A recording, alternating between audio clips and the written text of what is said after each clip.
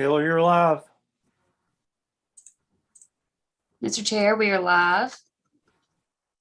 All right. Oh, no, do we want to, are we supposed to be recording because it says it's paused? Are we good? That's fine. Okay. All right. Good evening, everyone. We're going to call tonight's meeting to order, and I'm going to give the opening statement.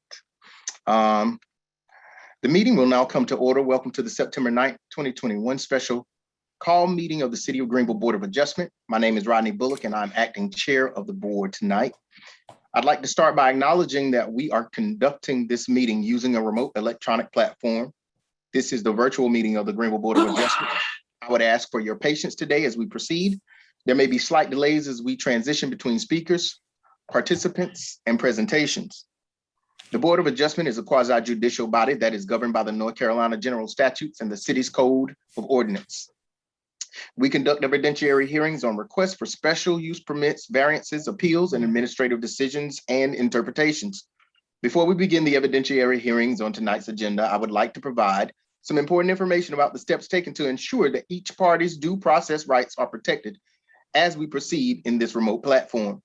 First, tonight's meeting will be conducted in accordance with the enacted statutes in Session Law 2020-3, which allow for remote meetings and quasi-judicial hearings during declarations of emergency.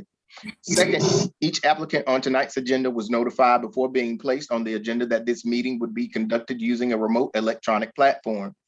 Every applicant on tonight's agenda has consented to the board conducting the evidentiary hearing on their request using this remote platform. We will also confirm tonight at the start of each evidentiary hearing that the participants in the evidentiary hearing consent to the matter proceeding in this matter. No case is proceeding tonight in which the city has been contacted by an individual who objects to this meeting being heard by way of a simultaneous remote meeting platform. Third, notice of this meeting was provided to the applicant and the public in numerous ways. Specifically, notice of tonight's evidentiary hearing was provided by mail to all property owners within 250 feet of each subject property. This mail notice was sent at least 2 weeks in advance of the meeting date and within the law to provide such notice. And each notice letter notified the receipt of the remote meeting platform. Notice was also provided by posting signs on the site of each property, publishing notice in the newspaper, and providing notice on the city's website. Each of these notice methods were also done within the legal requirements to provide such notice. Tonight's meeting notices contained information about the means by which the public can access the remote meeting as the meeting occurs. Fourth, any individual wishing to participate in tonight's evidentiary hearing was required to sign up prior to the meeting to participate. Information about this sign-up requirement, along with information about how to sign up to participate, was included in the mailed notice letter sent to each property owner within 250 feet of each subject property. This information was also included on the board's website, and among other information, a link to the board's website was included in all methods of notice. No case is proceeding tonight in which anyone contacted the city to voice any objection to the remote meeting platform. All individuals participating in tonight's evidentiary hearing were also required to submit a copy of any presentation, document, exhibit, or other material that they wish to submit at the evidentiary hearing prior to tonight's meeting. All materials that the city received from the participants in tonight's cases, as well as a copy of city staff reports and documents, were posted online on the Board of Adjustment meeting schedule and agenda prior to this meeting. All materials that will be discussed today can be viewed at any time during tonight's meeting by visiting the Board of Adjustments page on the city's website and clicking the September 9th, 2021 agenda and meeting packet link. No new documents will be presented at tonight's meeting. All decisions of this board are subject to appeal with the Pitt County Superior Court. Finally, all individuals who signed up to participate in an evidentiary hearing on tonight's agenda were mailed a witness oath form prior to tonight's meeting. Any individual planning to testify or submit evidence in an evidentiary hearing was notified that they must sign the oath form prior to tonight's meeting. We will affirm everyone's oath on the record at tonight's meeting. At this time, we will have roll call. Ms. Clerk, would you please? Yes, sir. Michael Glenn, Rodney Bullock. Here. Ann Bellis, Here. Hunt Mckinnon, Here. Christopher Lilly, Here. Sharon Evans, Here. Nathan Cohen, Here. Ryan Purtle, Ryan Purtle, here. John Landrine. Mr. Chair, we have a quorum. Very good. Very good. At this time, we are going to defer to Attorney Phillips. Mr. Chairman, all members present tonight are voting members for tonight's meeting. Very good. Now, at this time, we're going to have an approval for not July, but June's minutes. It's July. Is it July? Okay. Well, at this time, we're going to have approval of minutes for July's minutes. So do I have a motion to approve the minutes for July's meeting? So move. So moved by Mr. McKinnon. Do I have a second? Second. I Ryan have Purtle, a- second. I have a second from Ryan Purtle. Madam Clerk? Yes, sir. Rodney Bullock, Yes. Ann Bellis, Yes. Hunt McKinnon, Abstain. I missed the meeting. Christopher Lilly, Yes. Sharon Evans, Yes. Nathan Cohen, Yes. Ryan Purtle. Yes. Mr. Chair, the motion was approved. Would it be unanimously? Attorney Phillips? Yes. Okay.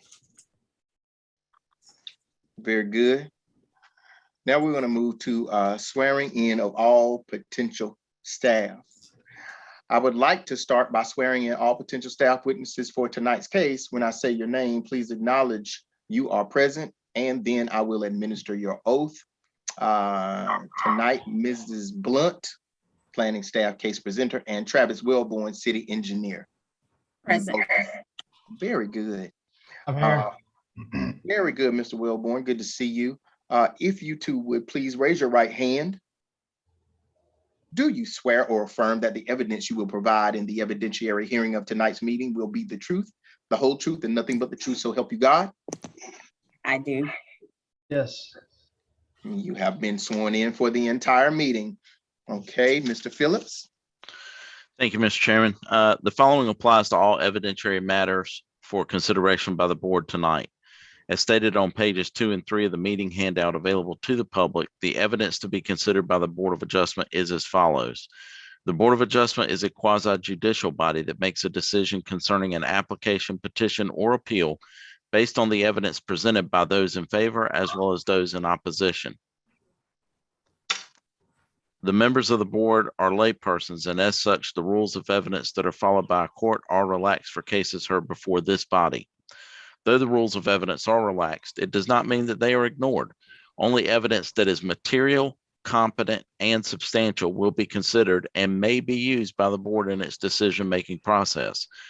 The board may not consider, nor is it admissible to present or offer affidavits, letters, or other writings in support of or in opposition to a matter before the board unless the person who prepared the writing is testifying. These writings are considered hearsay. Statements by a person such as, in my opinion, the application will create a traffic hazard is not an admissible opinion and may not be considered by the board. However, such an opinion may be admissible if it is made by an expert or by a person who is qualified to give opinions concerning traffic hazards, is making a presentation to the board concerning his or her investigation and the basis for his or her conclusion in the report. A layperson can give an opinion, but he or she must also present facts to show how the proposal affects his or her piece of property specifically and not just in a general way. A statement that another person who is not present and not testifying either supports or doesn't support the petitioner or application is hearsay and is not admissible. The same rule applies to both the applicant and those in opposition. Pursuant to North Carolina General Statute 160D-109 and 160D-406 and Section 4 of the Board of Adjustment's Rules of Procedure, no member of the Board of Adjustment shall participate in either the discussion or vote on any special use permit, variance, or appeal from an administrative officer's decision in any manner that would violate the affected person's constitutional right to a fair and impartial decision maker. Prohibited conflicts include but are not limited to a member having a fixed opinion prior to hearing the matter and not willing to consider changing his or her mind, and undisclosed ex parte communication with the person before the board, any witnesses, staff, or other board members. Decisions on either a request for recusal by a member or objections by a person appearing before the board shall be decided by a simple majority vote. No member shall take part in the hearing, consideration, or determination of any matter in which that board member is involved or has a financial or personal interest. Personal interest shall be defined as having a family member involved in the project under consideration, a neighborhood association involvement where a board member is on the governing body of such association, or where the board member is involved in a conflict or dispute with the applicant on a matter unrelated to the application. If a board member has such a conflict, he shall declare the conflict and request to be excused from voting on the issue. A majority of the remaining members present shall be required to excuse the member. No board member shall vote on any matter deciding an application or appeal unless he shall have attended the public hearing on that application or appeal. No board member shall discuss any case with any parties in interest prior to the public hearing on that case, provided, however, that members may receive and or seek information pertaining to the case from any other members of the board. If a board member has had an ex parte communication regarding any of the matters for consideration tonight, that needs to be disclosed at this time. Hearing none. To the board and to the members of the public, please note that for a variance hearing, a 4/5 vote of the board is required to grant a variance. For all other evidentiary hearings, the decision will be made by a simple majority vote of the board. The hearings tonight are quasi-judicial evidentiary hearings. That means they are like a court hearing. State law sets specific procedures and rules concerning how this board must make its decision. These rules are different from other types of land use decisions like rezoning cases. The board's discretion is limited. The board must base its decision upon competent, relevant, and substantial evidence in the record. A quasi-judicial decision is not a popularity contest. It is a decision constrained by the standards in the ordinance and based on the facts presented. Witnesses should provide factual testimony as to how this project does or does not meet the standards. If you will be speaking as a witness, please focus on the facts and standards, not personal preference or opinion. Participation is limited. This meeting is open to the public. Everyone is welcome to watch. Parties with standing have rights to participate fully in each hearing. In order to act as a party in any of the evidentiary hearings being heard tonight, an individual must have legal standing. In accordance with North Carolina General Statute 160D-406D and 160D-1402C, referred to for expediency purposes as the standing law, the following persons have standing to participate as a party in the evidentiary hearings tonight. Parties with standing may present evidence, call witnesses, object to testimony, cross-examine witnesses, and make legal arguments. Number one, the city of Greenville. Number two, the applicant. Number three, a person who A, has an ownership interest in the property that is the subject of the application, B, a leasehold interest in the property, C, an interest created by easement, restriction, or covenant on the property, D, an option or contract to purchase the property.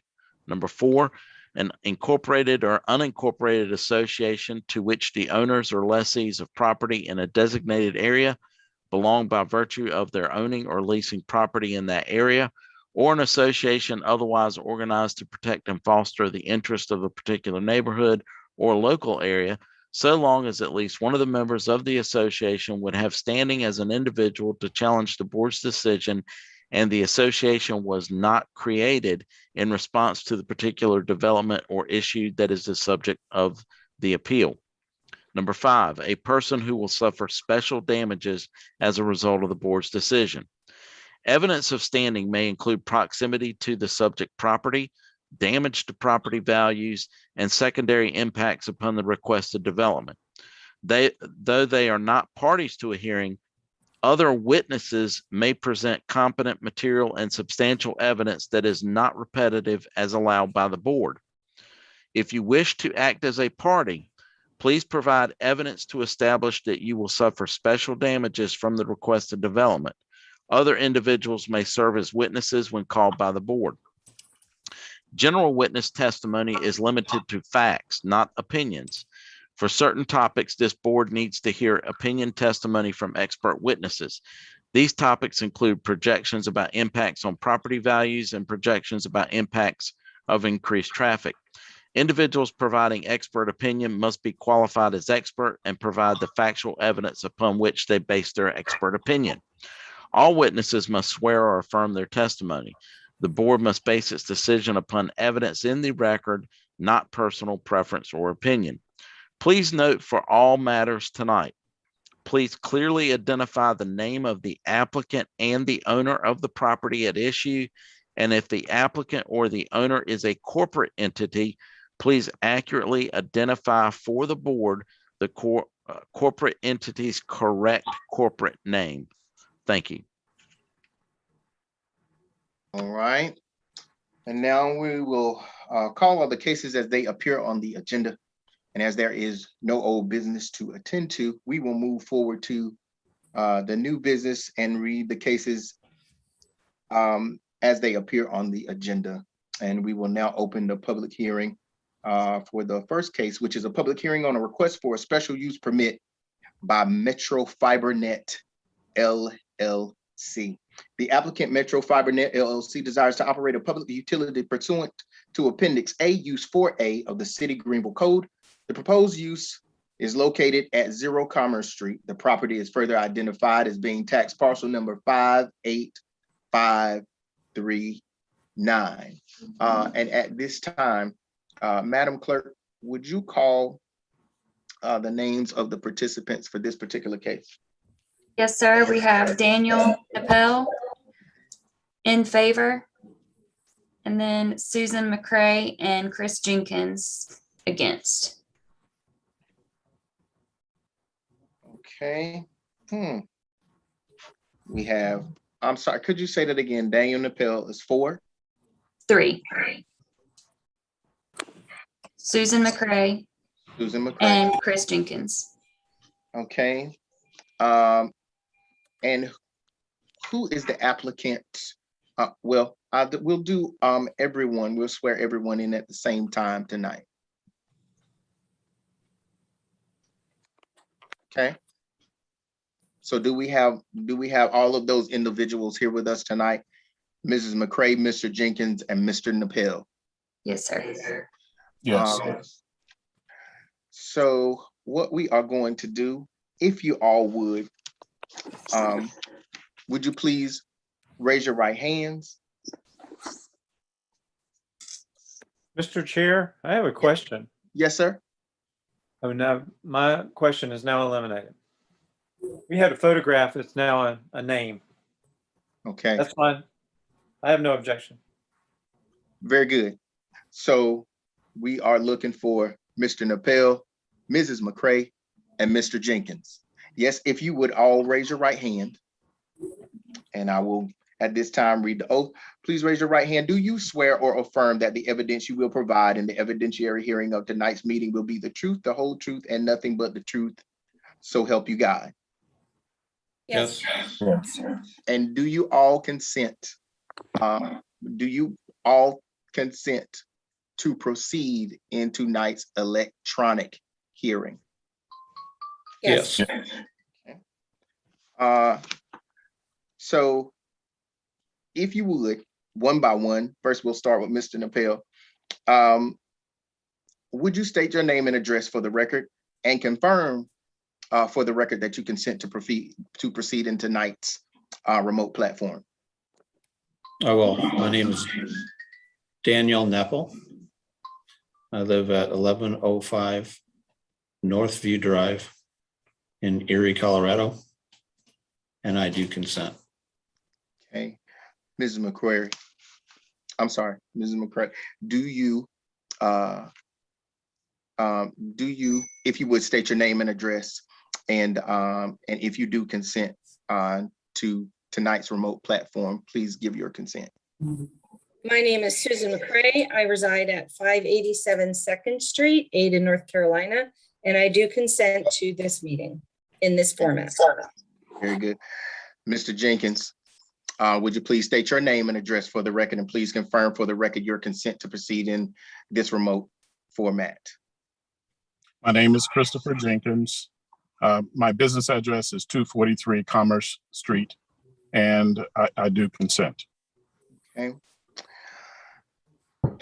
And so at this time, who is the presenter of this application? Mr. Nipple. Mr. Nipple. Okay, so we are going to move forward to city staff's preliminary report. Mrs. Blunt, would you please? Assuming I've not missed anything. I guess we're good. Okay. Attorney Phillips, are we good? We are. I would Okay. interrupt you if we aren't. Okay. Very good. All right. Very good. Okay. Thank you, Mrs. Blunt. I appreciate that. Okay, is my screen okay? Is it just Yes, one ma'am. or two? Okay. All right, so this is a special use permit for public utility use. In your package, the application states that it is a television and or broadcast facility to include a tower not exceeding 200 feet, but actually the use is a public utility. The property is located near the southeastern portion of the city.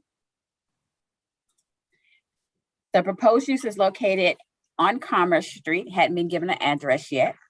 The property is 0.4 acres in size and has approximately 100 feet of frontage along Commerce Street and 10 feet of frontage along East Arlington Boulevard. So you see that this parcel does come a little bit easement-wise to East Arlington Boulevard.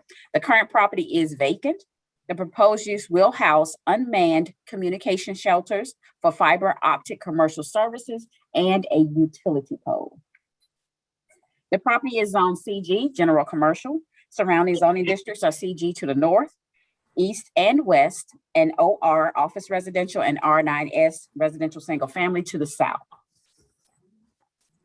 The surrounding developments include Greenville Medical Care to the north, Jenkins Management Consulting, the Oracle Building, Match Wellness and Fleming Office Building, single family dwellings to the south, Roots Hair Studio to the east, and SCA Collections and Action Advertising to the west. The subject property is located within the office institutional character type as designated by the Horizons Plan. The proposed use is not in compliance with the future land use plan, which recommends office and institutional uses. This is the view of the front of the property. This is a view of the property. This is a site plan map to show you how the area will be laid out with the unmanned shelters and the fencing, and this is the information. The building height should be approximately 10 feet in height. The coverage will be about 644 square feet. This is a map that's a little bit closer view of it. So you see the 6-foot vinyl fencing that is surrounding this and the gate. They will share a driveway here. And this is an even closer view of this site.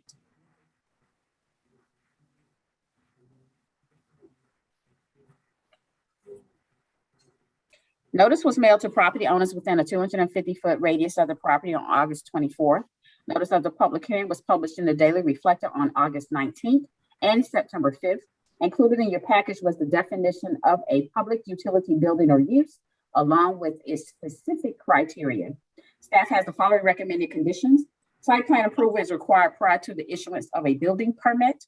The proposed project shall meet sound levels in accordance with the City of Greenville North's control ordinance for commercial business, not to exceed 65 dBA.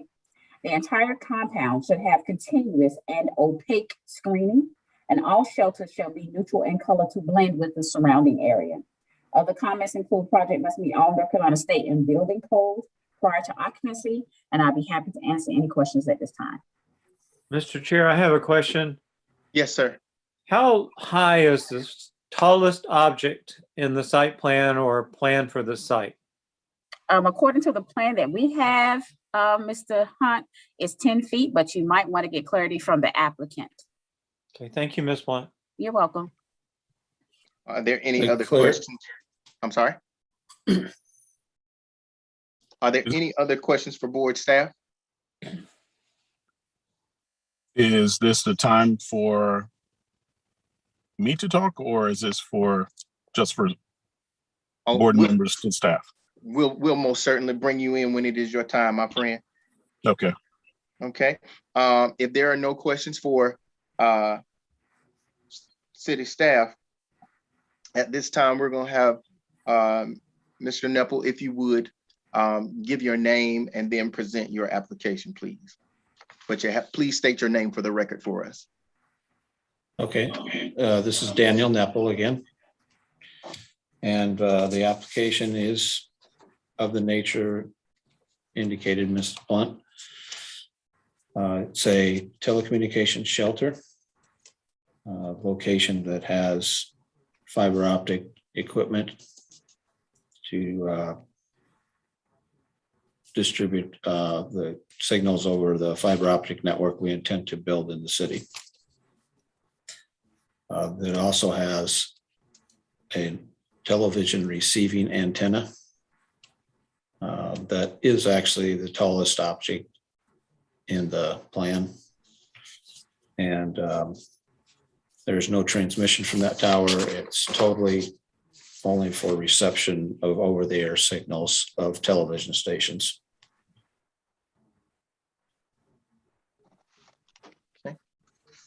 Very good. Are there And any? If you will, Mr. Nipple, please state the owner's name of the subject property. It's Metro Fiber Net LLC. Thank you. Okay. Are there any board questions of the applicant? Mr. Chair, I'd like to make sure I understand that the tallest object is 4 feet higher than the screen fence. Is that correct? The screen fence is 6 feet and the tallest object is 10. Is that a correct tallest- understanding? The actual tallest object is the antenna pole. And it would be 79 feet above ground. So in fact, we have a 79-foot object within that screen wall.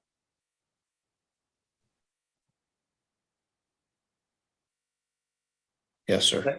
Okay, thank you. Okay. Are there any other questions of Mr. Nipple from the board at this time? If not, are there any other speakers in favor of the request at this time? No, sir.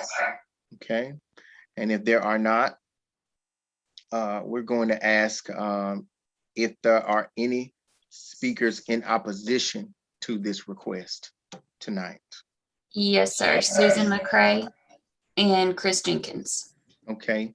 And Mr. Chair, what we'll do is we'll start with first, if don't mean to interrupt you, but we'll start with the first. If you would like for me to take over driving at this point, or would you like to? I would enjoy for you to drive. Okay, all right.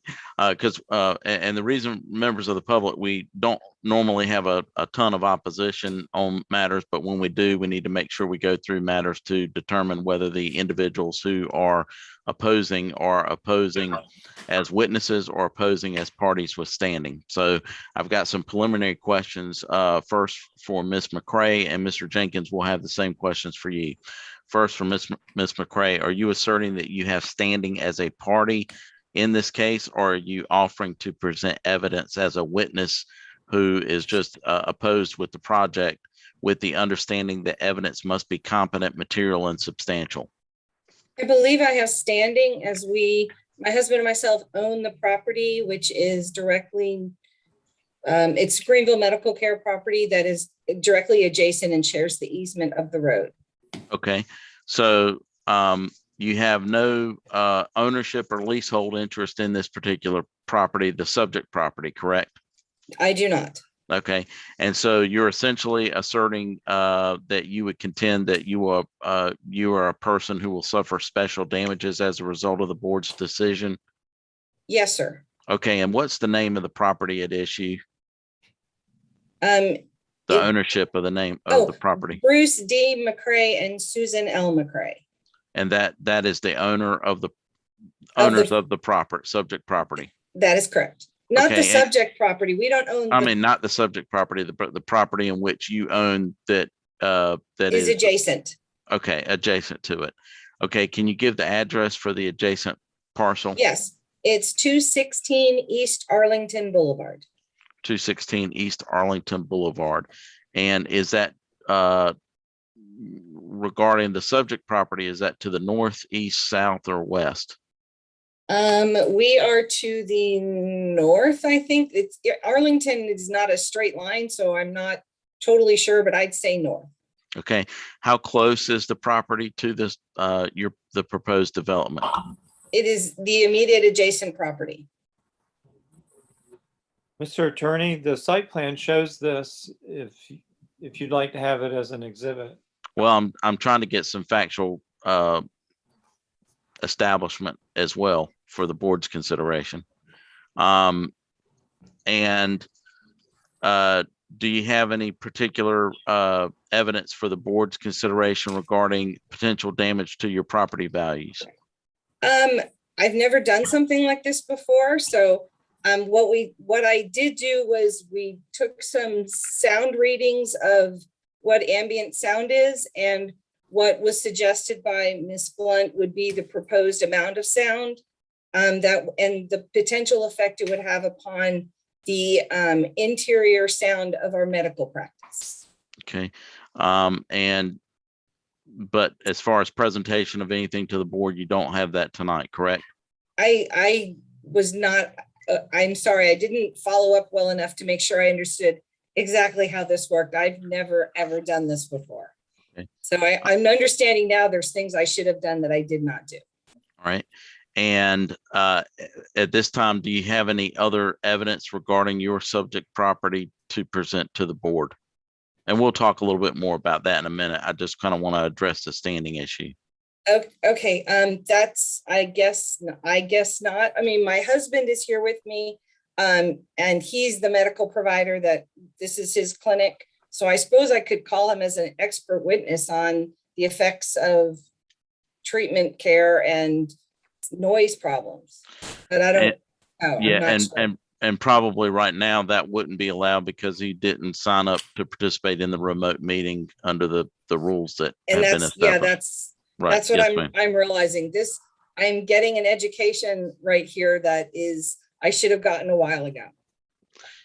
In accordance with the remote meeting and standing laws, is there a motion that the board find and concludes that Miss Susan Mcrae has standing to participate in this remote quasi-judicial proceeding because she has standing in accordance with the standing law because she is part property owner of an adjacent parcel located at what she described and will suffer special damages in accordance with 160D 1402, and that she received notice and consents to the remote quasi-judicial proceeding in this matter. I so move. Is there a second? Second. Okay. And is any debate? Okay, hearing none, those in favor of the motion say aye by roll call vote. Rodney Bullock, Yes.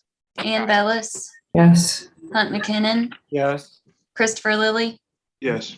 Sharon Evans, Yes. Nathan Cohen, Yes. Ryan Purtle. Ryan Purtle, yes. Mr. Chair, the motion was approved unanimously. And Mr. Sheriff, if I may, I'll go ahead and address the same matter with Mr. Jenkins, and then we'll switch back to Ms. Mcrae for presentation of any additional evidence that she has. Certainly. Okay, Mr. Jenkins, same line of questions are for you. Are you? Go ahead. You know what? I can go ahead and kind of, short circuit, some of the questions. Sure. I don't have any evidence to present tonight. My reason for joining the call was to ask questions because I have been seeking to get answers to questions, and I've not had a forum for doing that. And my property is adjacent. It's 243 Commerce Street. It's basically on the north side. It's on the other side of the vacant property. So the two people who are on the panel tonight basically are right beside the property in question. And I want to understand what the potential impacts might be from a noise standpoint, from an emission standpoint, because there are children, there are pets, there are employees. That's my business, Jenkins Management Consulting, that's next door. And I've not had a forum for understanding that. And I feel like this board has a responsibility to the citizens of Greenville to make sure there's an understanding of that before allowing any special permit to be allowed there. Okay, and so let's walk back just a little bit to make sure that we get you Okay. through the standing process first. So the subject property is directly adjacent to your property. And when you say your property, is that owned in your name? It's owned in the name of Long-Term Investments, which is an LLC that's owned by me and my wife. Okay, and you're the member manager of that LLC? Yes. Okay, and with regard to that, based on what the board has heard from Mr. Jenkins and the address of his property to the subject property, in accordance with the remote meeting and standing laws, is there a motion that the board finds and concludes that Mr. Jenkins, as member manager of the subject or of the LLC that he stated as the owner of the property that adjoins the subject property, has standing to participate in this remote quasi-judicial proceeding because he has standing in accordance with the standing law as a property owner and will suffer special damages in accordance with 160D 1402 C2, and that he consented to and received notice of this quasi-judicial proceeding. So moved. Is there a second? I second. Okay, it's been moved and seconded. Any debate? Hearing none, those in favor of the motion say aye by roll call vote. Rodney Bullock, Yes. Ann Bellis, yes, Hunt McKinnon, Yes. Christopher Lilly, Yes. Sharon Evans, yes, Nathan Cohen, Yes. Ryan Purtle. Ryan Purtle, yes. Mr. Chair, the motion was approved unanimously. Okay, and just for clarification, Mr. Nipple, you are appearing, what is your capacity to this, to the application? I am the Vice President of Construction for MetroNet, which is a subsidiary of Metro FiberNet. Okay, and does your name appear anywhere on the application?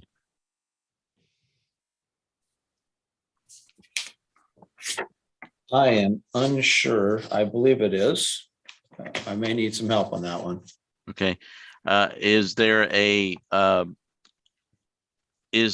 accordance with the remote meeting and standing laws, is there a motion that the board finds and concludes that Mr. Daniel Nipple has standing to participate in this remote quasi-judicial proceeding because he has standing in accordance with the standing law as, one moment, the applicant in accordance with 160D 1402 C1C, and Attorney Phillips, his name is on the application. okay, and that he has properly received notice and consents to the remote quasi-judicial proceeding. And if so moved by Mr. Bullock, is there a second? Second. Second by Mr. Lilly. Any debate? Hearing none, those in favor of the motion say aye by roll call vote. Rodney Bullock, Yes. Ann Bellis, yes, Hunt McKinnon, Yes. Christopher Lilly, Yes. Sharon Evans, yes, Nathan Cohen, Yes. Ryan Purtle. Ryan Purtle, yes. The motion was approved unanimously.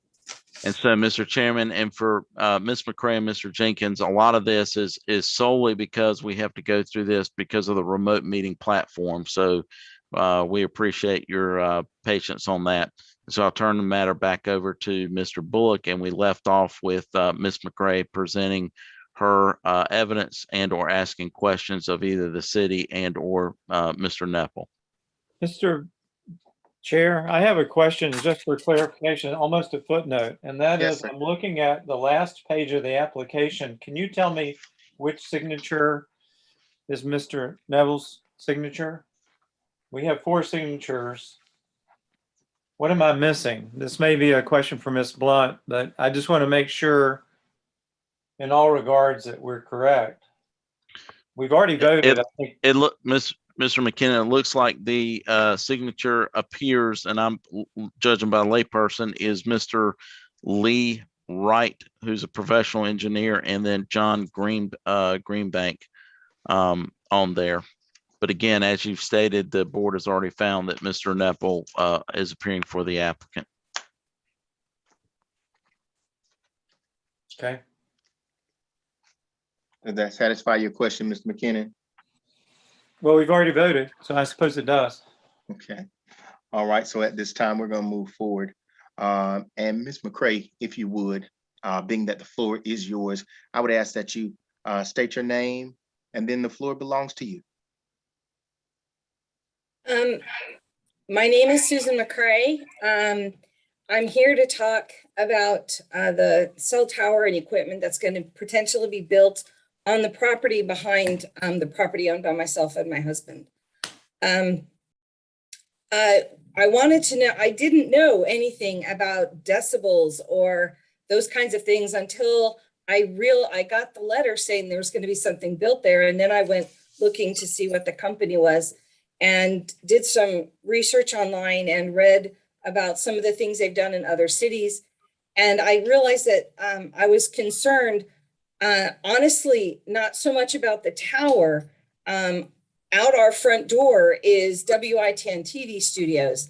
There are 3 towers, at least as tall as the one that would be behind our building, in our sight line, right out the front of the building. So I wasn't so upset about the idea of the tower, but then I realized that there would be accompanying machinery that would be required to run this facility, where they bring in the wireless transmission and turn it into fiber net to then be distributed.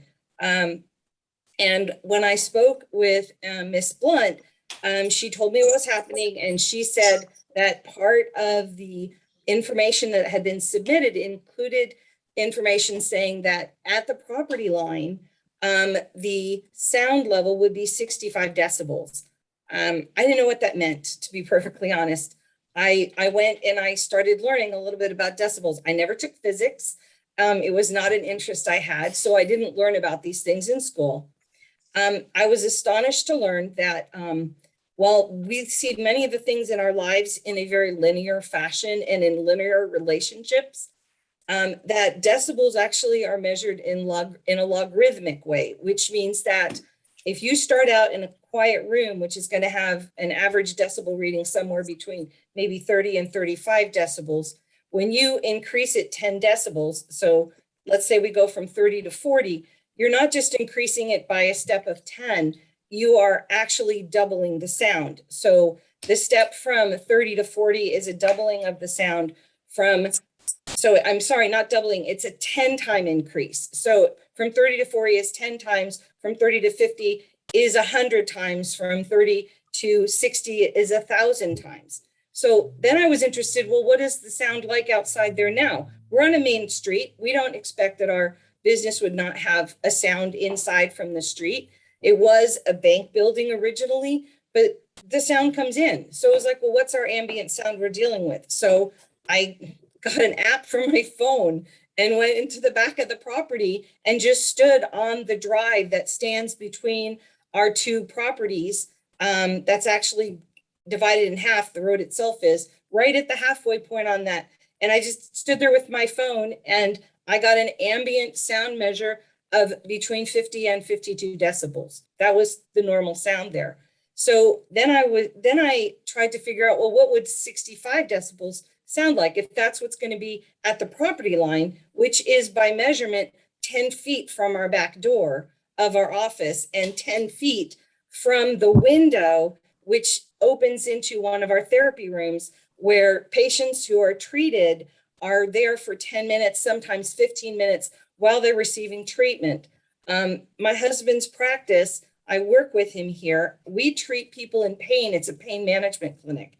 And so people that come here are already stressed. They're not super happy. They're not in any kind of a good state of mind. They come here to get better. And part of that treatment includes them laying on therapy tables with muscle stimulation treatments. And sometimes we put on cold packs and things like that to help ease their pain. So I wanted to know what 65 decibels would be inside of our building. So we have a portable generator, and I knew that what would be running there would be generators running the heat exchange units to keep the equipment cool that is going to be transforming the over-the-air signals into the into the signal, the light signals running through the fiber optic wire. So we got our portable generator. And again, this isn't really evidentiary, but we did do this. And we put it in on the property line, and we moved it actually around until at the property line, it was 65 decibels, according to the app I had on my phone. And then we went inside the building to see what it sounded like without the sound from the generator and with the sound from the generator.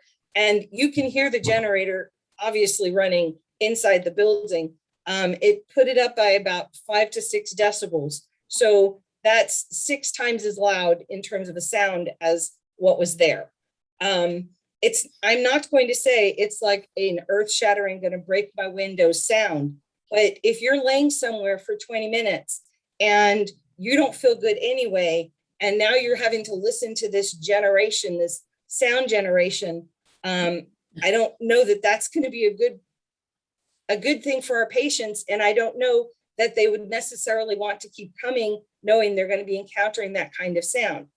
Having said all of those things, I believe in technological advancements. I think fiber optic and 5G is the way that we need to go.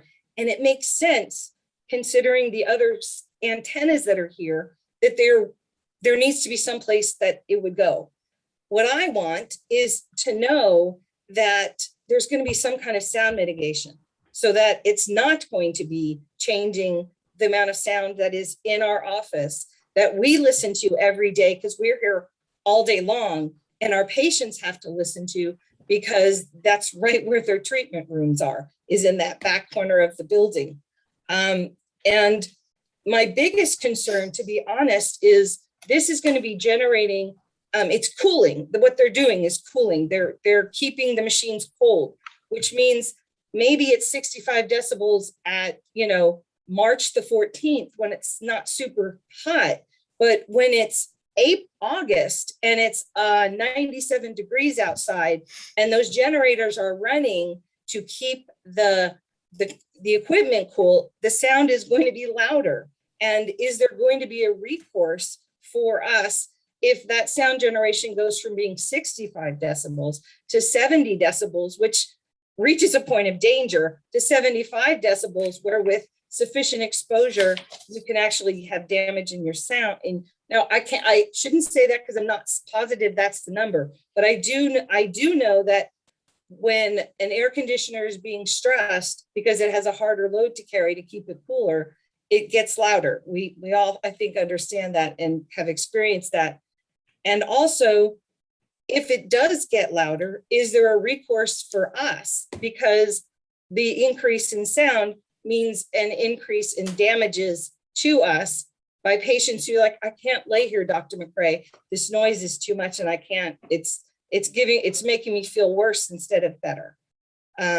So that's kind of my point, is that I want to have someone check the sound level. It gets built, let's say, and it's there. I want someone that's not me checking that sound level to make sure it is not going higher than that 65. I would prefer, rather than a vinyl fence, they built something with some more sound mitigation that was, inside of that fence line to keep the sound in rather than letting it get out. And, what happens if it is louder? And what is a recourse we would have? I wouldn't want that to have to be a civil recourse for us. I would want that to be a code enforcement recourse that the city would take responsibility for. And, I accept that these kinds of improvements are part of a community growing, and I love that Greenville is growing. But I just want to make sure that in the process of that growth, that we are not being harmed either physically or financially. And thank you very much for your time. Thank you, Ms. Mcrae. Appreciate your contribution. Board members, do you have any questions of Ms. Mcrae at this time? I do have a question, and that is, has the application been screened to be in accordance with the noise statutes of the city of Greenville? Ms. Blunt? Has it been screened? What, could you expound on what you're asking? Is it within the noise standards of the city of Greenville? It is for commercial use, yes. Mhm. Okay, are there any other questions of Ms. Mcrae at this time? If not, we're gonna move forward to Mr. Jenkins. And Mr. Jenkins, at this time, I ask that you please state your name and then the floor is yours. My name is Christopher Jenkins, and I do own the property next door to this property in question. So I share some of the same concerns as the previous lady shared. I do not present any evidence. I have more questions as to what due diligence has been done by the planning board to assess the impact on local property owners as well as residents. It's in a neighborhood where there are homes, families, and office parks that have been there for decades. So there's quite a bit of activity, and the potential noise or any other emissions from such a facility raise questions for me. And so the question that I have for the board that I would like some perspective on is, what due diligence have you done to assess the impact on citizens, property owners, employees, people who are in that area and will be in that area with this built?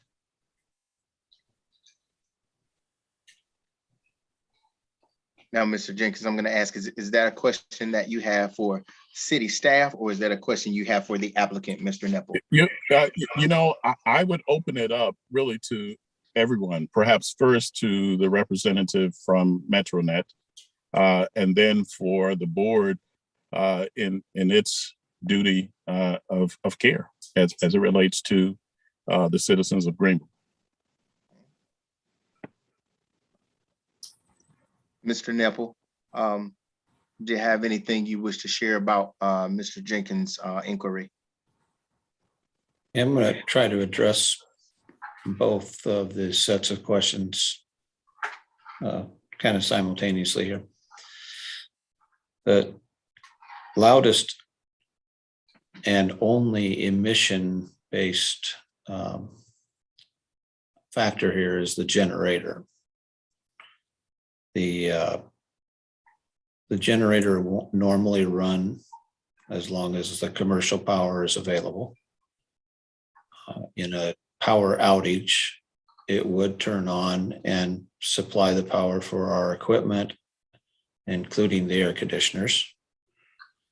And the only other time that generator will operate is when we do a preventive maintenance check, which we do on a weekly basis for somewhat less than an hour. The timing of that weekly test is something that we can work with the city and the neighbors on to avoid the concerns that are voiced primarily by Mr. Mcrae. But I think Mr. Jenkins may have similar concerns about the timing of that testing. So we are going to be within compliance of the commercial neighborhood noise level. but we'd like to cooperate and make that timing work for our neighbors. Mr. Chair, is that timing associated with an emergency generator? I'm not certain of what is making the additional noise.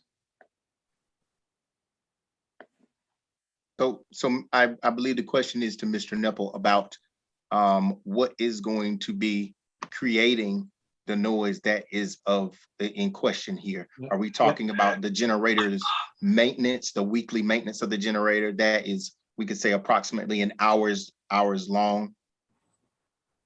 Right, that is, it's a preventive maintenance step that makes sure that it's operating properly. Okay.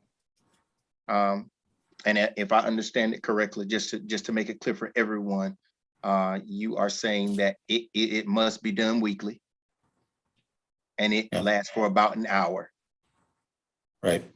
And you, as you stated, I don't want to put words in your mouth, and you stop me if I'm wrong, but I did hear you say that you are willing to get with the neighbors to make for certain that there is a schedule that is conducive to everyone's liking in order to be able to conduct that maintenance.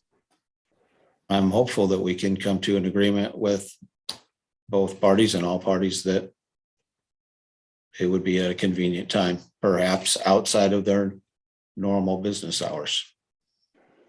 I have a generator at my house, and I believe you can set it at a particular time. And so if it was after 5 o'clock, say, I don't know if it would be an issue necessarily. And if I'm not mistaken, that 65 decibels, that would be of that upon whenever it's going on once a week for roughly an hour, correct?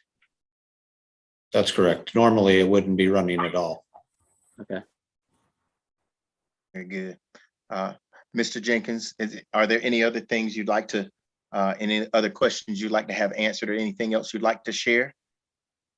Well, if there's another question, I hear an echo, is the appearance of it, how high the fence would be. It sounds like the fence would not go very high relative to the equipment inside, and what kind of beautification would be done of the lawn to reduce the potential for an eyesore.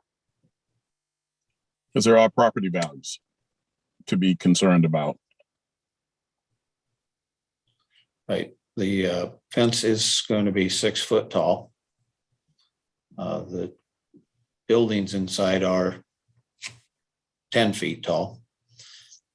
The generator and all these other electrical H-frame where the meters go and things like that would all be lower than 6 feet. So you wouldn't see those at all. And the city staff has recommended a certain amount of foliage and tree planting around the facility as well, which we've agreed to. So the foliage and tree planting would be around the entire circumference? If I may speak on that, Mr. Dan. No, it is not around the entire circumference. Right now, it meets the city standards as far as vegetation for that size lot. So you will have some street trees that are along the street, and then you will have some other trees that will be in the back that fits our standardized ordinance for their lot. So it's not surrounding the entire complex. The thing that is surrounding the complex is the 6 foot fence, and which we did ask for it to be opaque, so you will not be able to see through it. Mr. Chair, I'm not certain what the right time to ask this question is, so I can be overruled at any time. But my question is whether the applicant would accept absorption or mass as a way of dissipating noise transmission to the adjacent property owners.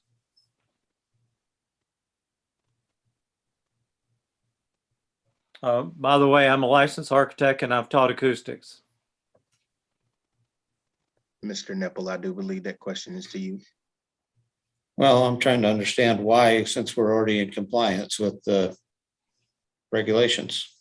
I think the reason for that would be an acceptable decibel level in an adjacent property might be in the neighborhood of 45 dBA.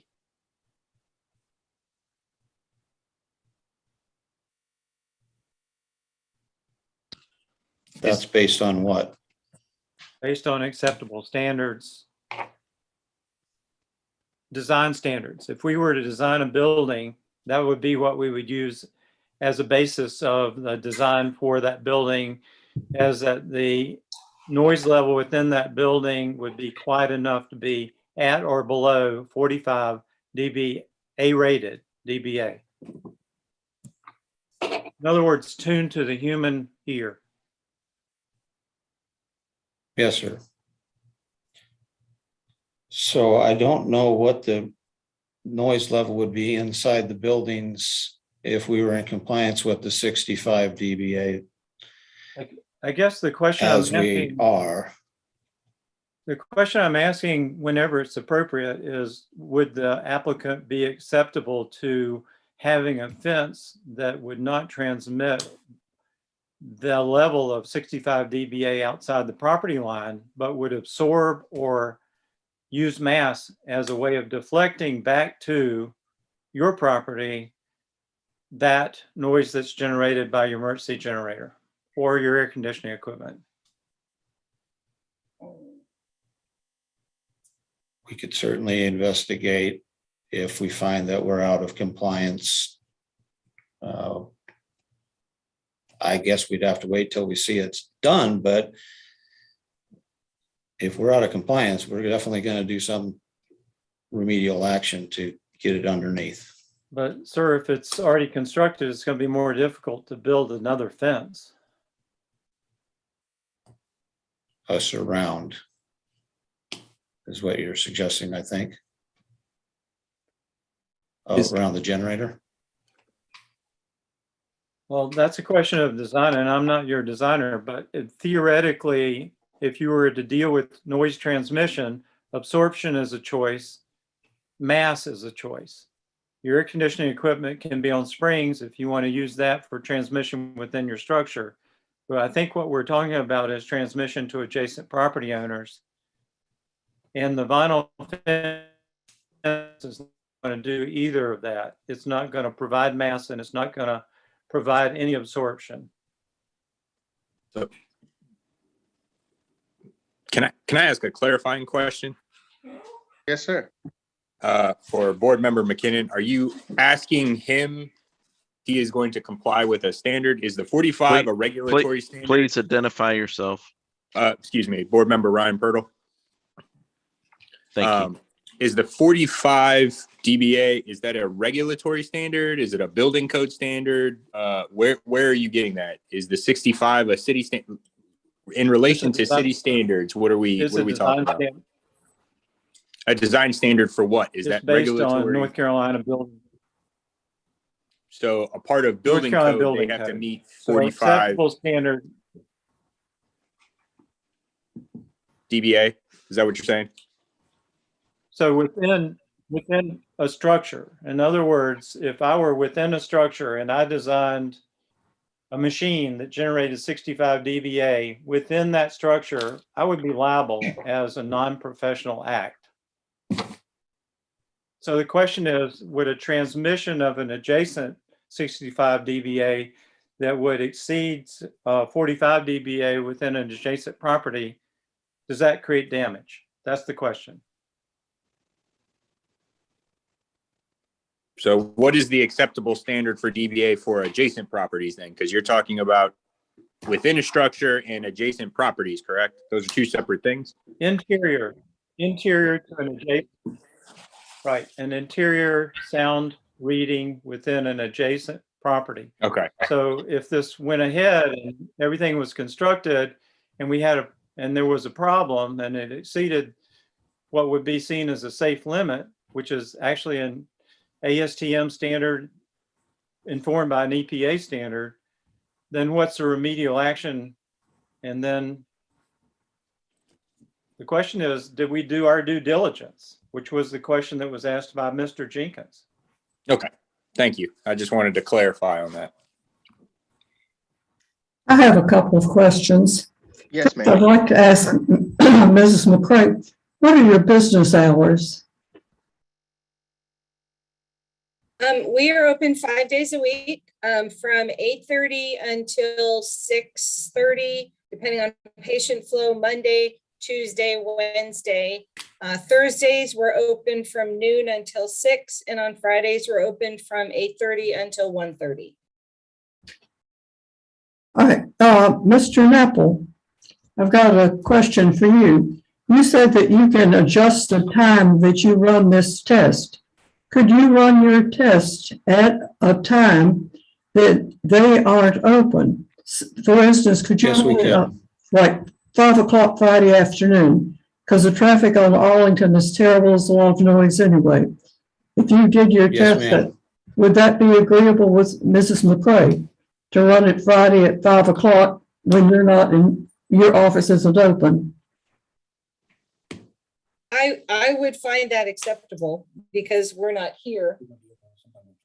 Right now, we're not open at 5 o'clock on Fridays, but as things are changing in our practice, we do change the exact times. But I'm perfectly willing to make an arrangement with MetroLink to come up with a time that does work when we wouldn't have patients here. That would be the best, even like in the evening, because we'd never be here after 7 o'clock. We're actually sitting in the office right now because we're here doing this meeting, but normally there would be no one here at this time. But right behind you, there are residences, so we need to take into consideration the noise level they would have.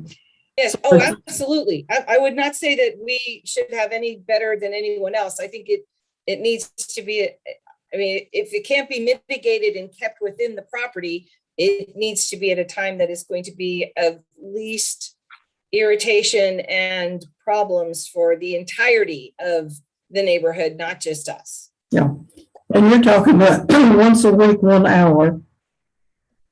Mr. Nipple, you're talking about once a week for an hour. Yes, ma'am.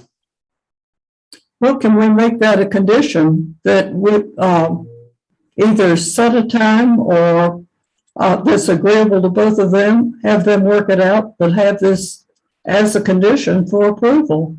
We certainly can make it a condition upon. Mr. Jenkins, would that be agreeable with you? Well, you know, the thing about my business is I have a CPA firm in that building, and my business is seasonal. So from February through April, we have late hours. And so we are there from 8:30, 9 o'clock in the morning until 8, sometimes 9 at night during that time.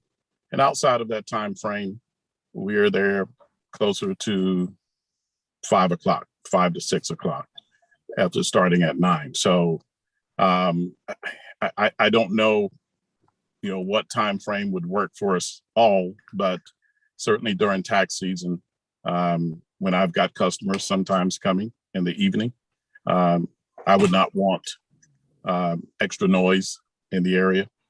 And again, that could easily be anywhere from 8 to 8:30, sometimes up to 9 p.m. Then that would conflict with people who live in that area. Well, yeah, people live in the area, plus for business, for me, for clients that I may see in that time frame. I might suggest 7:30 in the morning. Yeah, I mean, typically we're not there at that time. How about you, Ms. Mcrae? It would be very unusual for us to be here at that time of any day. It would be 7:30 in the morning. That would be very unlikely. We would be here. So that's agreeable with all three of you to do it at 7:30 in the morning once a week, not on the weekend. No, that would be fine with us. I just want to verify that if it starts at 7:30, it is done at 8:30, because that's when we do start seeing patients. Yes.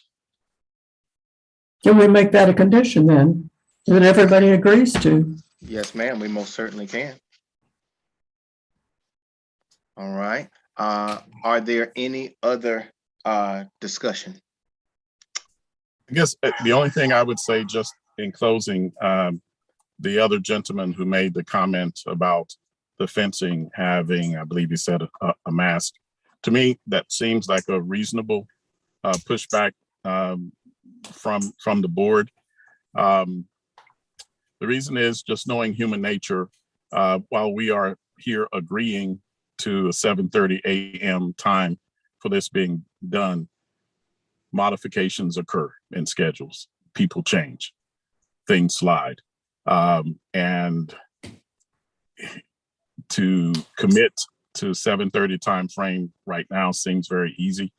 I wonder if that's something that can be committed to and delivered on year after year, month after month, without issue. And the fence being fixed a certain way seems like it would address it in a permanent way. Just something to consider. Mr. Chair, may I address that, please? You certainly may. Okay, Mr. Jenkins, as far as whether that is being done at 7:30 in the morning, is staff going to be out there timing it? No. But if you should hear, if you or Miss Susan should hear, something running after that hour that they have already designated, if this should be part of the condition of the special use permit, then by all means, since you are there, just contact city staff and we can go from there. Okay, so it will, if things progress, it's going to be officially on the order. Okay. All right. So at this time, are there any more discussion? Okay. So we're going to have planning staff recommendation by Mrs. Blunt. Staff has no objection to the request with the conditions. Okay, thank you, Ms. Blunt. And at this time, we're going to close the public hearing and we will open this portion for board discussion if there are any. Seeing that there is none, I'm going to read the criteria for expediency. Criteria will be read by reference. You may call for a vote on any criteria as read. Your silence on each criteria is recognized as a vote in favor of the application.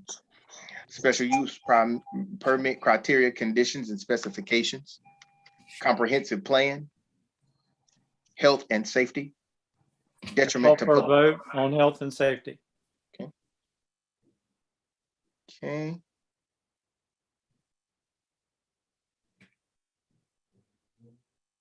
Let's have your, And Miss, yes, sir. okay, you want to take over? Okay.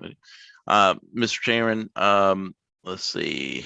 There's a request to discuss the stated criteria of health and safety, which is under let's see, 9481 C, health and safety. The proposed use will not adversely affect the health and safety of persons residing or working in the neighborhood of the proposed use. Such health and safety considerations include, but are not limited to, the safe and convenient location of all on-site parking and drives, the existing vehicular traffic on area streets, the condition and capacity of area streets, which will provide access to the proposed development, the visibility afforded to both pedestrians and operators of motor vehicles, both on-site and off-site, the reasonably anticipated increase in vehicular traffic generated by the proposed use, and the anticipated existing and designed vehicular and pedestrian movements both on and off-site.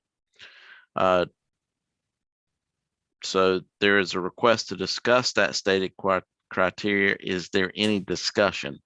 Well, if it's only related to vehicle transmit or increase in vehicle traffic, then I withdraw my objection. My concern is otherwise.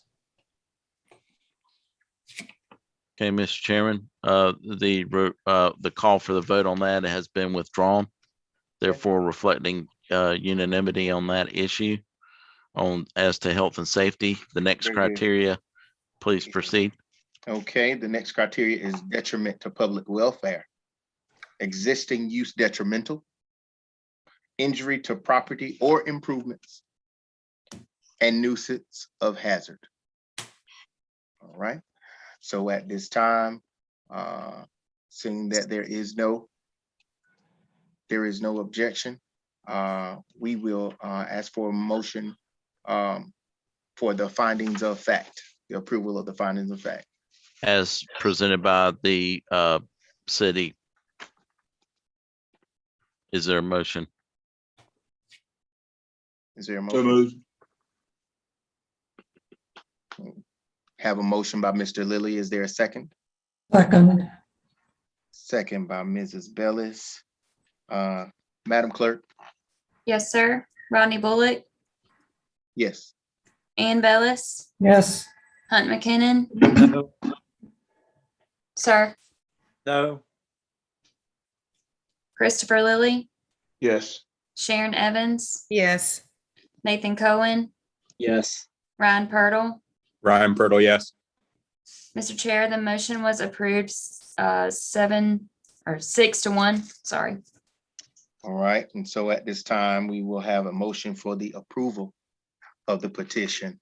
Do I have a motion for the approval of the petition? So moved. I have a motion by Mr. Cohen. Do I have a second? Second. Second by Mrs. Evans. Madam Clerk? Yes, sir. Rodney Bullock, Yes. Ann Bellis, Yes, Hunt McKinnon, No. Christopher Lilly, Yes. Sharon Evans, Yes. Nathan Cohen, Yes. Ryan Purtle. Ryan Purtle, yes. Mr. Chair, the motion was approved 6-1. Okay. The motion being approved with the necessary staff recommended conditions. Mr.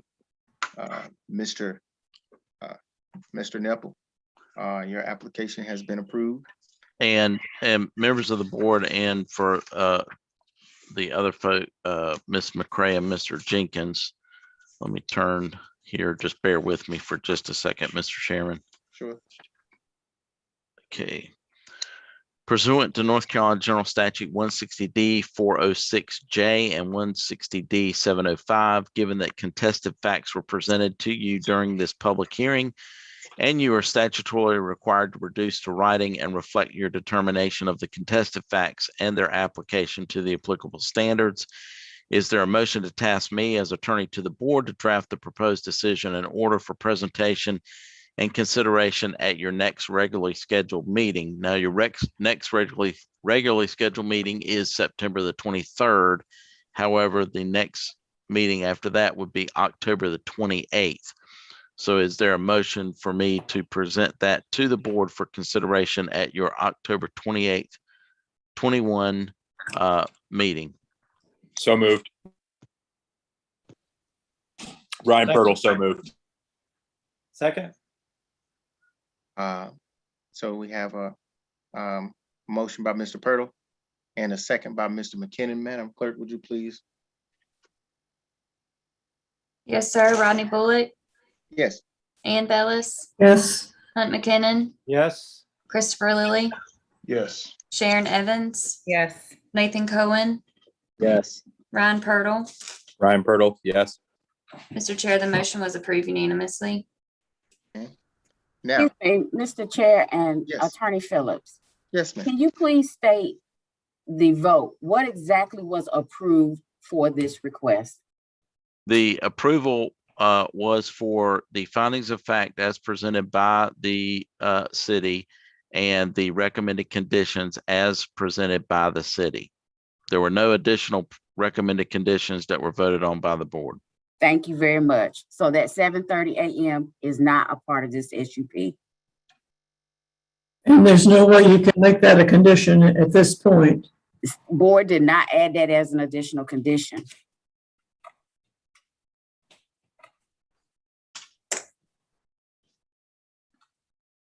And it is my understanding that we now have the opportunity for Ms. Mcrae and Mr. Jenkins during the September 23rd meeting to share from this point. After having the knowledge of this particular meeting on the 23rd of September, they get the opportunity to share what they have gained.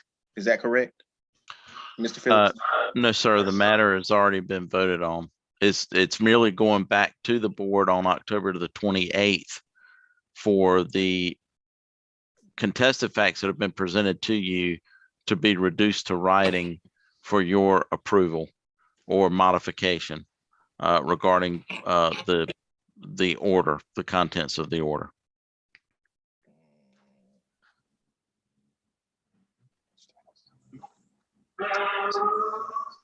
Okay. Excuse me, you all. I'm just making my notes here.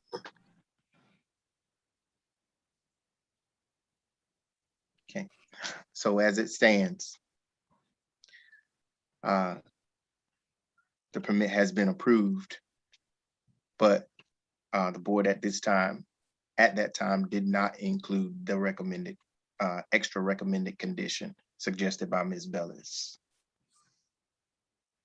Okay. So it looks like at this point, we will simply have to rely on the people involved being agreeing to that. And Mr. Nipple said that that was a time that would work for them, and Ms. Mccray said it would work for her. So we'll simply have to depend on their cooperation with each other. Okay. In addition to compliance with city ordinances.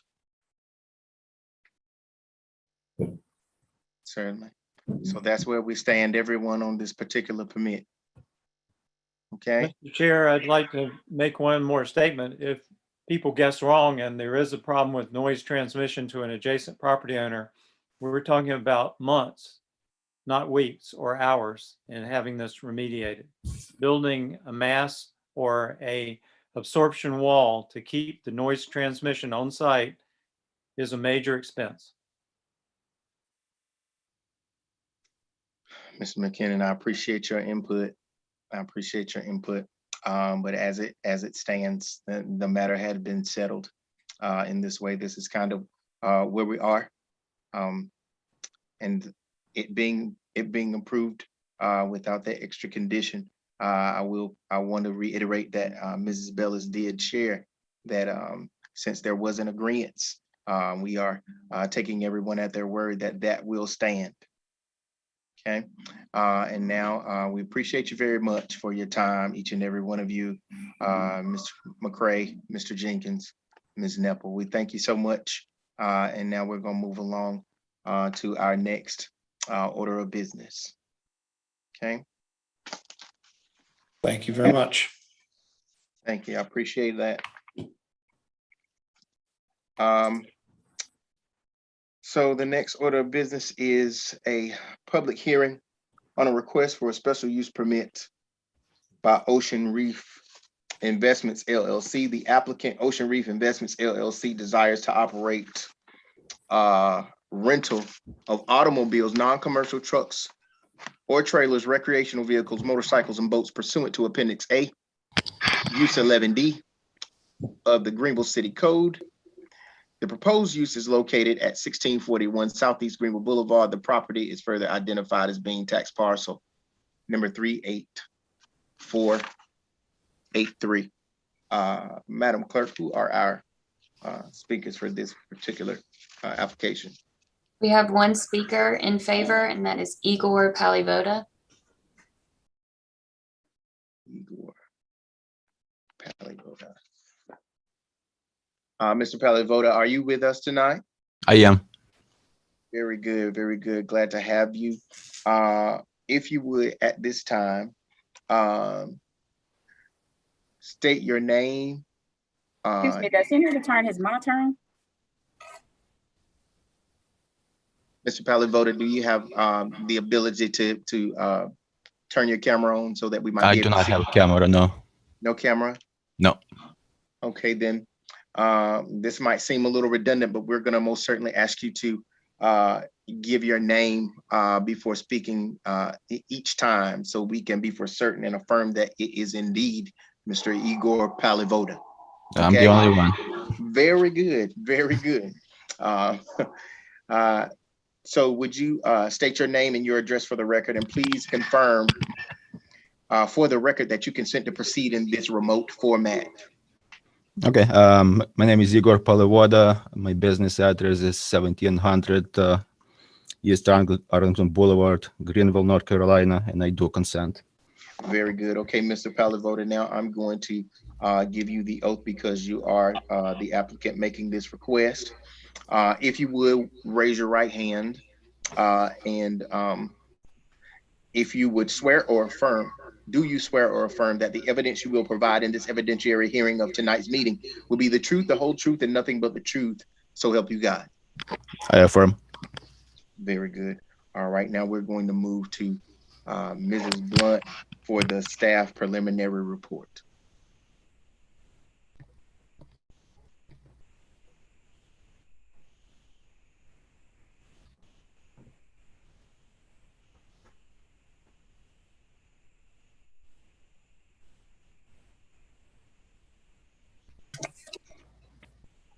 This is a request for a rental office of automobiles, non-commercial trucks or trailers, recreational vehicles, motorcycles, and boats. The property is located near the eastern portion of the city. The proposed use is located at 1641 Southeast Greenville Boulevard.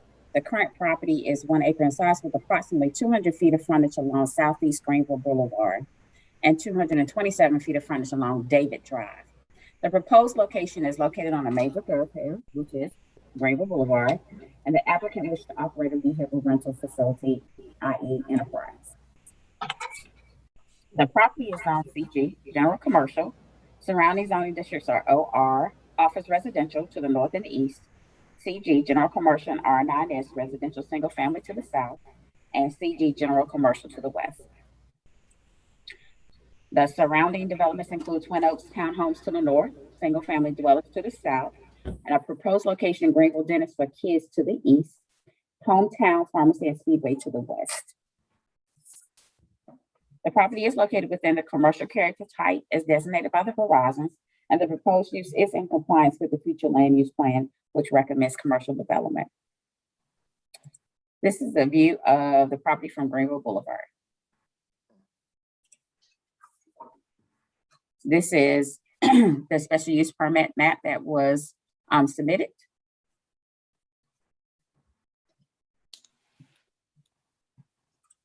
Notice was mailed to property owners within 250 feet on August 26th. Notice of the public hearing was published in the Daily Reflector on August 29th and September 5th. And the staff has a couple of recommended conditions that site plan approval required prior to occupancy. The display of vehicles for rent in the right-of-way or buffer yards shall not be permitted. And minor or major repair or storage of vehicles for repair shall not be permitted on the property. Other comments include the project must meet all recognized state fire and building codes prior to the occupancy, and I'll be happy to answer any questions at this time. Thank you so much, Mrs. Blunt. Are there any questions for staff from the board? If not, we are going to open the floor up to Mr. Palevoda. And Mr. Palevoda, if you would state your name and then the floor is yours. My name is Igor Palevoda. I work for Baldwin Design Consultants as a civil engineer. I'm here to speak on behalf of our client, Ocean Reef Investments, LLC, in favor of this request. The staff already reviewed and found the application and determined that this request can meet the development standards at the time of site plan submittal. And it also meets, it also conforms to comprehensive land use plan as well. I think our clients are not asking for anything unreasonable. This building used to be a bank. They're trying to convert it to a rental facility for cars. We would expect to actually see less traffic generated here on the special use permit map. You can see that the parking requirements for this kind of facility is 13 parking spaces. Currently, that project site has 48 parking spaces, which kind of tells you that previous use had significantly more parking spaces. Therefore, I do not think that this would impact adjacent properties negatively, and I would like to ask for your vote in favor of this special use request. Okay, Mr. Pellavator, thank you so much. Are there any board questions of Mr. Pellavator at this time about the application? Yes, I have a question. Is the true client of this enterprise car rental? Because that's what shows on the title block for the submittal. Yes, it's car enterprise. Yep. So you're speaking to us as an expert and not as a person of standing, since you're simply the person who's involved with the preparation of the site plan. That's correct. Okay. Those are my questions, Mr. Chair. Did you say 28 instead of 48 spaces? It's 48 spaces existing. And how many will you be using? We only require 13 by the ordinance. I didn't catch that answer. We are only required to have 13 by the City of Greenville ordinance.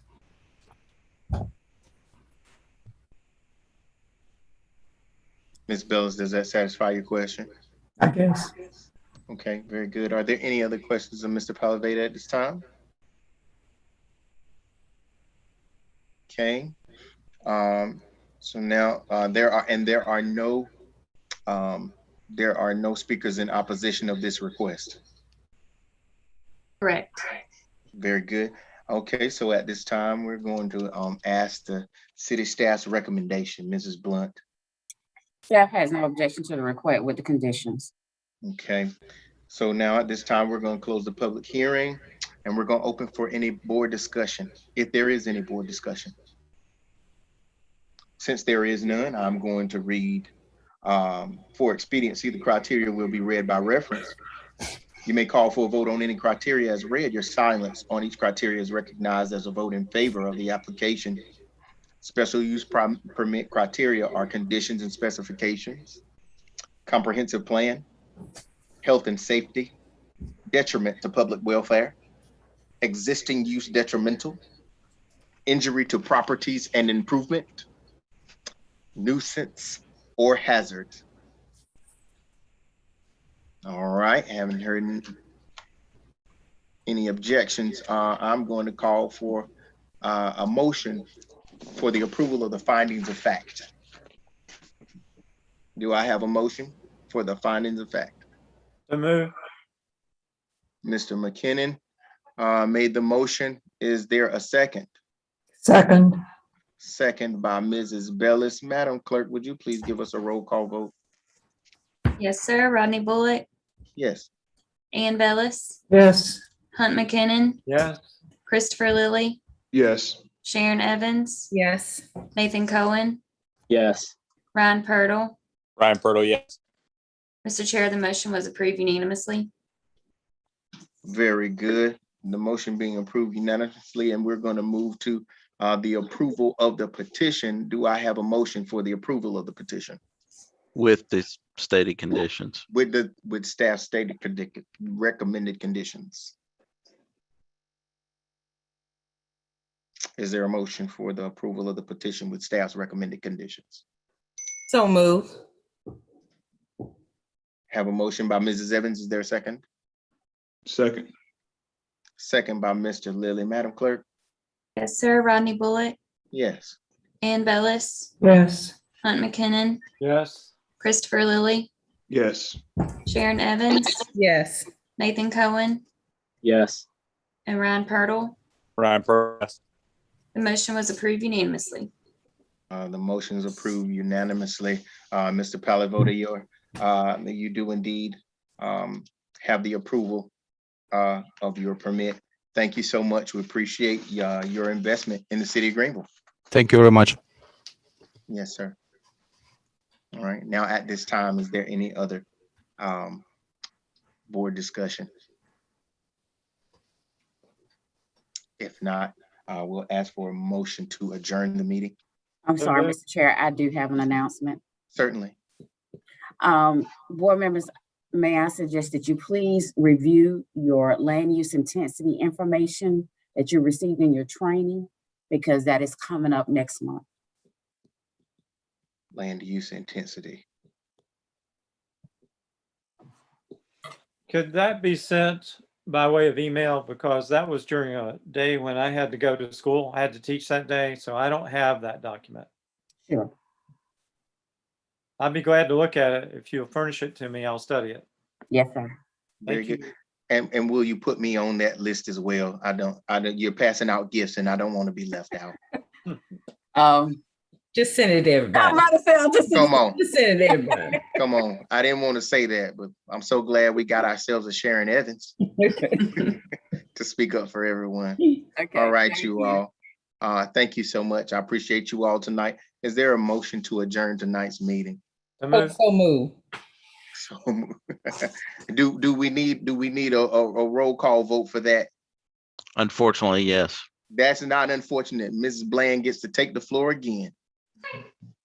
Rodney Bullock, Yes. Ann Bellis, Yes. Hunt McKinnon, Yes. Christopher Lilly, Yes. Sharon Evans, Yes. Nathan Cohen, Yes. Ryan Purtle. Yep. Motion was approved unanimously. Very good. So tonight's meeting is adjourned and I will be seeing you all, it looks like on the 23rd In 2 weeks. in 2 weeks. Mrs. 2 Blunt weeks. said. Get Okay. your snacks. My God. We're gonna 8 of need them. snacks. Yes, I'm gonna need a ma'am. nap. Yes, ma'am. Snacks, a cooler on the side, a blanket. We need to plan a break in the middle somewhere. 5-minute break. Absolutely. And so my last question before I retire for the evening is, Hold on, are we still live? we are indeed. Well, thank Is- you all for joining us on YouTube. Come on. Is this going to be in person or virtual meeting? No, it's gonna be virtual. That's a stupid question. But you know, virtual. it had to be asked. It had to be asked because I have been getting asked those questions from a few people, and I just like to clarify for the record. It's virtual. And again, I'm so thankful that we have a Sharon Evans. Yes. As long as Very the good. COVID numbers are still increasing, then Yes, it will ma'am. be virtual. You have no pushback from me on that. Listen, you all have a great evening. Well, as long as we're making virtual requests, can I request a virtual break at about 40 minutes into the meeting and then another 40 minutes into the meeting and then another 40 minutes into the meeting? I don't know that they will all be approved, but you most certainly can request all you'd like. All right, well, if I disappear and can't vote, Right. you'll know where I am. Right. Very, very good. I'll look to see you all in 2 weeks, if not before that time. All right. All right. Good night, Bye, everyone. everybody. Good night. All right.